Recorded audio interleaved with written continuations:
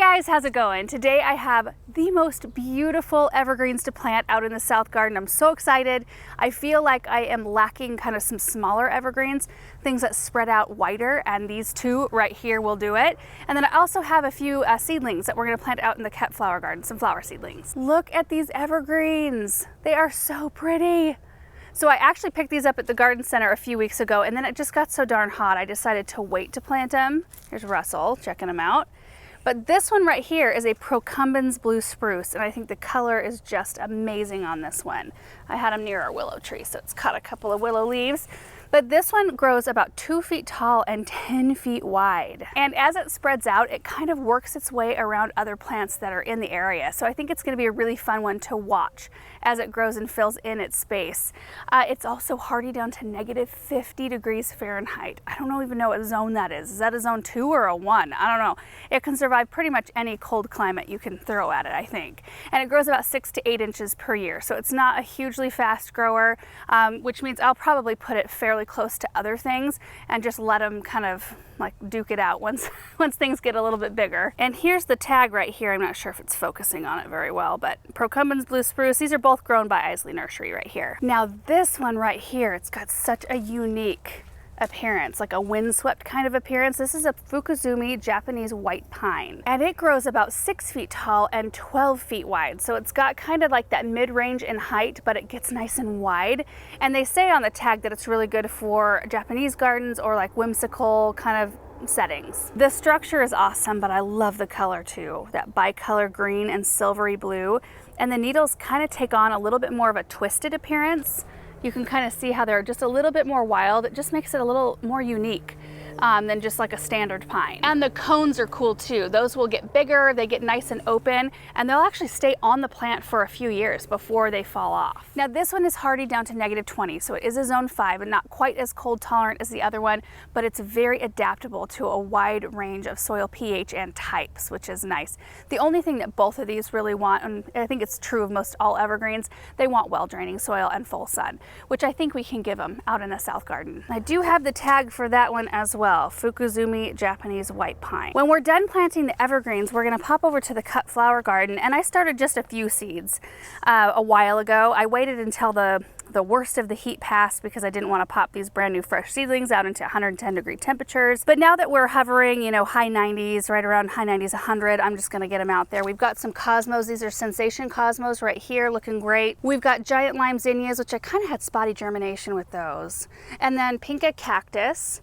And then we've got the California Giants right here, which look amazing. And then just a few marigolds right here.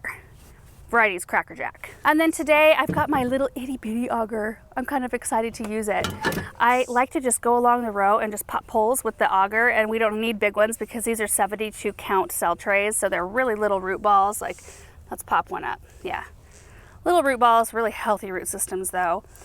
So we'll do that and do some biotone, and then I'm actually planting these evergreens with a shovel rather than an auger. With these larger ones, and since we only have 2, sometimes it's easier and less messy just to use a shovel. Okay, so I actually don't know exactly where these evergreens are gonna go because there's so many different spaces that need them. We're just gonna go find one of those spaces and get them planted.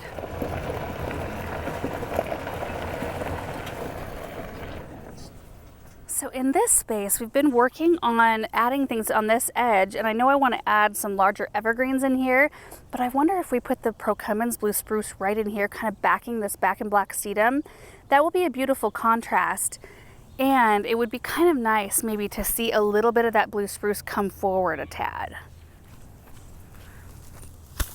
Oh yeah, I love that one right there. That's perfect. It can kind of grow forward so we can see a little bit of that winter interest, and then just kind of take up this space, which will be great. And we have plenty of room for our big green evergreen that I was kind of thinking for this space right here. And at this moment, it's gonna get full sun. Once we start filling in back behind it, it will be probably protected in the morning, but it's always gonna get full afternoon sun because there will never be anything big enough right here to shade this area. Here we go.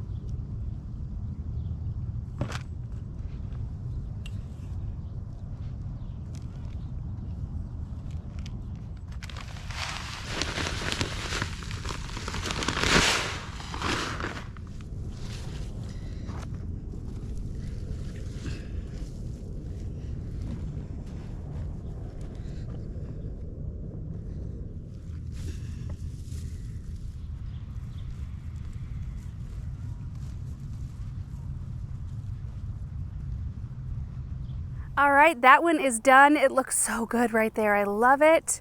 I think the most important thing with evergreens like this, especially when you've got an area that might not drain quite as well as you want it to, you want to plant the root ball a little high so that water runs away from the root ball instead of settling in around it. So if we get in there, you can see the trunk right here and where it meets the soil. And then if you follow it out, the original root ball is about right here, and it sits a little bit higher than the actual soil level. And I do kind of, mound up soil because I don't want any of the roots to be exposed to air, but I don't want water to settle in around that trunk. I want it to run off and away from the plant, even in its first year. When you want, a little bit more water to the plant than normal, it still would prefer not to have anything settling in around it. And at this point, you can really see it from all angles. Well, pretty much everything in this bed you can see from all angles. But eventually, once we have stuff planted in here, you'll really only see it from this side. You'll see it as you approach this area. You'll see it from the front, but all of this area in here will be filled with other things. I do love all the colors in this area though. I like the purple of the back and black. We've got the green foliage, but purple blooms on the Veronica here. The icy blue, these birch trees here will be bright yellow in the fall. I feel like we could use like some Arctic yellow dogwoods in this area too, or Arctic fire dogwoods would look pretty as well. Also, after last night's rain, we have 70% humidity out here this morning, which we're not used to. It's usually in the low teens, so it feels extra warm out here today. And the soil was not nearly as saturated as I thought. It's interesting though, because even though it poured and poured and it was a heavy rain, this spot where the spruce is here hasn't seen any irrigation. Where we don't run drip tube to, the ground doesn't see any water. So I think it just soaks it in super fast. So I'm not dealing with the mud that I thought I was gonna be dealing with, which is kind of nice in a way, makes planting easier. All right, so let's go find a spot for this beautiful pine. It's got to be a spot where I want a little bit more height, because like this one only grows 2 feet tall. This one, the pine grows about 6 feet tall. This spot right here is just begging for an evergreen. I think this is going to be perfect. In this space, we have some Spring Grove arborvitaes, which you guys, do you remember what these looked like when we planted them last spring? Well, first of all, do you remember what this whole area looked like last spring? Like, this is nuts how far it really has come. I'm so thrilled. But these Spring Groves were little, I think they were maybe like this tall, and they were kind of spindly, and this was such hard dirt to dig in. I mean, it was like smoking when we had the auger in the ground. In fact, it was one of those times where we had to kind of stop, and I told Aaron, I can't get the auger in. I physically cannot dig these holes, and so he had to come and help with those. It was just nuts, but they are growing so beautifully. And I love kind of the open structure that they have, and they smell good, and they bring some really great color to this area. So I love that we've got some green evergreens nearby. This will bring kind of our blue-green element in this space. And then in the immediate area, we've got some Cheyenne Sky Panicum that we just planted. Denim and lace Russian sage. There is a Corinthian linden here, and then some other beautiful things. There's a Scotch pine right there, which will get quite large. Oh my goodness. And should we go look at this hibiscus? Because I'm getting distracted here, but this is glorious. Look at this plant. And what variety is this? I cannot remember. I'll look it up here in a second, but isn't that gorgeous? Planted last year when it was like 100 and some degrees. It shocked horribly bad. It looked horrible for a while. And we cut it back to about 6 inches to the ground, and then it came back this big, this beautiful in one season. That's what these hibiscus do. Look at the color on that thing. It's got enormous flowers. Gosh, I love plant wins like that when you have a success after it just looked so bad for a while. Okay, let's get this evergreen planted.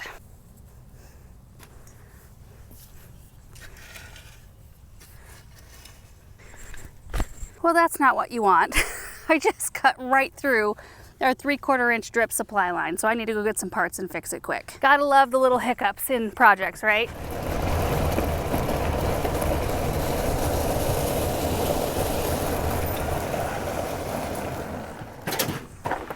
Aha.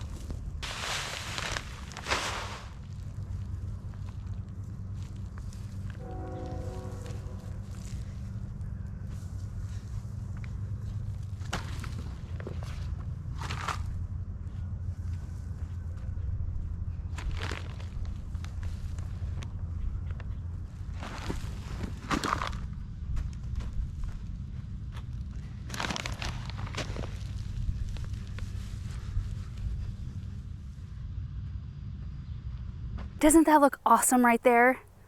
It's really perfect, and I love the structure of it because there's nothing like that over here. Everything is more upright. So to have something that's a little more architectural is great. So it grows 12 feet wide, which means 6 feet from center on each side. So 6 feet over, I don't even think it's gonna touch those plants. And then 6 feet over will probably be about right here. And, you know, 6 feet tall, although it's very, you know, open and uniquely structured and shaped. So it'll probably be fairly open where we can kind of see through to what's in the center. Of course, I'll do taller things back there too. But it gives us plenty of space to come in with some more perennials and smaller shrubs and things right in this space as well. Again, if you come in close, you can see that's where the root ball is right here, and it kind of slopes away. So that will help facilitate water drainage in this space. And most of our evergreens have done fairly well out here, even though we do have some hard pan. That's why I think it's important to make sure the water runs away, because I do think it tends to, once it's saturated, it does tend to want to hold on to a little bit more moisture. I do love though, like our top dress out here, it's not mulch, it's actually compost. So some of that compost always gets mixed in, you know, when we plant things, and I think it's just gonna, you know, keep breaking down and adding into the soil and improving our soil structure overall. And I think our plan this fall is to actually come out and do another layer of compost, because over the course of the winter and the more rain and snow and stuff you get, it kind of moves things around out here, and then all of a sudden you can see a bunch of drip tubing exposed again. We do have a layer of wood chips underneath all this. That's what we used initially to mulch out here, just to suppress weeds and help with the dust, and it did help a lot. And they're breaking down a lot faster than I thought they would, so I'm thankful for that. But I think the addition of the compost really helps balance everything out. Okay guys, the last thing we have to do is go to the cut flower garden and get these seedlings planted, which will be, I think, pretty quick. Everything's coming along out here. Our dahlias are a little bit smaller this year than they were last year because we were so cold for so long, but we're getting lots of blooms off of them. We've got this whole row right here. I'm gonna do zinnias in this row. And it depends on how many I have. I don't think I've got enough for the whole row, but I've got cosmos and then the marigold. So we'll try to fill up this row here, and we've got a little section after the onions of this front row here that we'll fill in. Lots of color. I was noticing that we are getting some color on our Lisianthus, which is so exciting. Look at these. I just wanted to show you these quick because when we planted these out, they were so bad looking. I waited way too long. They were languishing in their trays. They looked horrid. And now they look amazing. I'm so happy with these. And you can see I haven't utilized any staking systems out here except for the dahlias. And it's something I might implement at some point, but honestly, I love when plants grow like this and get a curve, because, you know, when they're more naturally straight, if you have them in a staking system, they'll be more straight, which is definitely more desirable if you're selling your flowers. But if you're wanting them for arrangements, I love to have these curved ones because they go over the edge of a vase so beautifully, because they already have that natural curve and I don't have to force anything. So I actually prefer not to stake. Like all of these zinnias, not staked. They're just doing their thing. All of those zinnias over there, not staked. We are starting to see some color on our China asters as well. It's exciting. Okay, so what I'm gonna do is I'm gonna come along this drip tape right here, and it has emitter holes every 6 inches. In fact, you can probably see them. There's one here, there's one here. So I'm just, you know what? I don't even know if I need an auger hole. This soil is so soft. I might just be able to plant them by hand. That would be nice. Anyway, I'm gonna plant these seedlings every 6 inches for the zinnias at least. And I don't think I'm gonna put any fertilizer in the ground because this whole area was treated with land and sea compost right after we pulled all the ranunculus and anemones. So I'm just gonna get these planted. Here we go.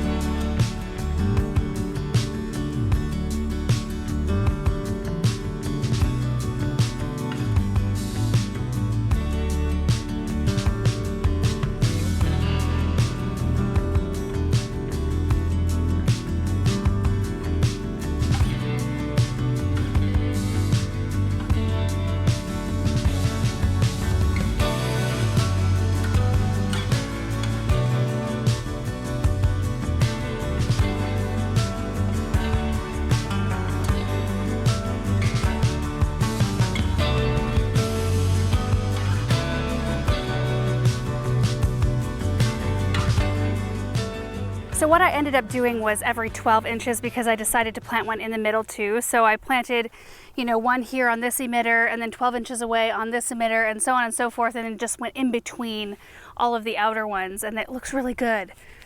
I think they'll do really well. So the zinnias go all the way, California giants, to right here, and then the giant limes start, just a small section.